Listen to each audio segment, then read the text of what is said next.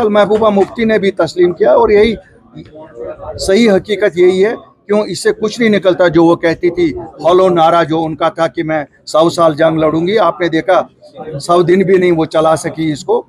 और मैं गवर्नर साहब को भी मुबारकबादी देना चाहता हूँ। उस कॉफी में कुछ असर है कि लोग सच्चाई देख रहे। इन लोग एक तो सियासी इनका कैरियर जो है सो है, वो तो सबके सामने आके। दूसरा ये हमारा छोटा भाई है, हमने साथ काम किया है। मुझे खुशी है आज अब इसने ये जमात, हमारी जमात ज्वाइन की है।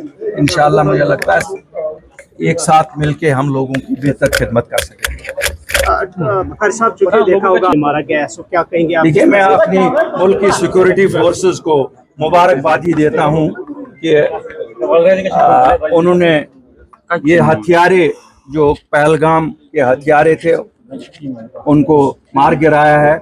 लेकिन मैं साथ ही मुबारकबादी देने के बाद हिंदुस्तान के वजीर दाखिला से गुजारिश करता हूँ कि 22 अप्रैल के बाद, उस सानिये के बाद हमारे 2-2.5 हजार नौजवान जो गिरफ्तार किए गए थे शक की बिना पे, अब जबकि हथियारों को मार गिराया गया है, ढूंढ निकाल के मार गिराया गया है, अब मुझे कोई जवाजियत नहीं लगती है कि वो 2-2.5 हजार जेलों में बंद रहे।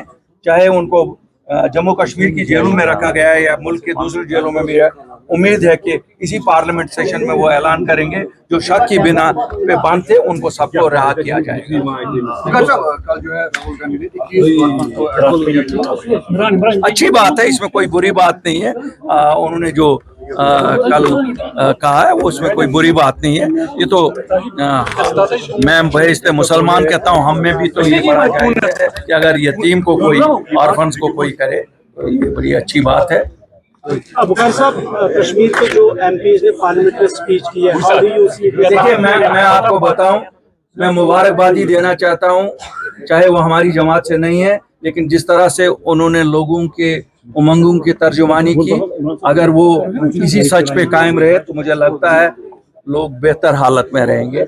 और उन्होंने अच्छी तरह से लोगों के जज्बात की तर्जुमानी वहाँ की। बुखारी साहब, जो कुपवारा में 6 पुलिस एहलकार के खिलाफ सीबीआई ने बुक किया है, उनको उसमें डीएसपी भी है। एक पुलिस एहलकार को एलिजिबली टॉर्चर किया गया। तो एक महबूबा कहती है कि सीजीआई की सिक्योरिटी होनी चाहिए। तो आप ओवरऑल इस सिचुएशन को कैसे देखिए, ये अच्छी बात है अगर जवाबदेही ली जाए, ये अच्छी बात है। लेकिन मैं आज आपके साथ एक और चीज़ शेयर करना चाहता हूँ।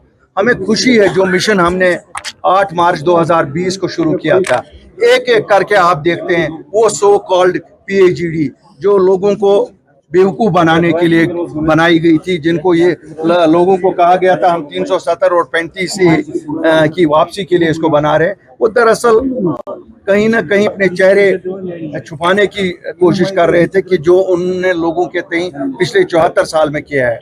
पहले नेशनल कॉन्फ्रेंस ने वही बात कही जो हम कहते थे कि दिल्ली से ही जो कुछ मिलना है दिल्ली से ही मिलना है। और अब हम उसके बाद हुर्रियत में बिलाल लोन साहब को भी उस बात पे मुबारकबादी देता हूँ। उन्होंने भी हिम्मत की कि उन्होंने आगे आके सच को तस्लीम किया। इसी तरह कल महबूबा मुफ्ती ने भी तस्लीम किया, और यही सही हकीकत यही है। क्यों, इससे कुछ नहीं निकलता। जो वो कहती थी हॉलो नारा जो उनका था कि मैं 100 साल जंग लड़ूंगी, आपने देखा 100 दिन भी नहीं वो चला सकी इसको। और मैं गवर्नर साहब को भी मुबारकबादी देना चाहता हूँ। उस कॉफी में कुछ असर है कि लोग सच्चाई देख रहे। इन लोगों ने भी ये सच्चाई देखी। पंचायत और अर्बन होने चाहिए तो फौरन से फौरन होने चाहिए, फौरन से फौरन होने चाहिए।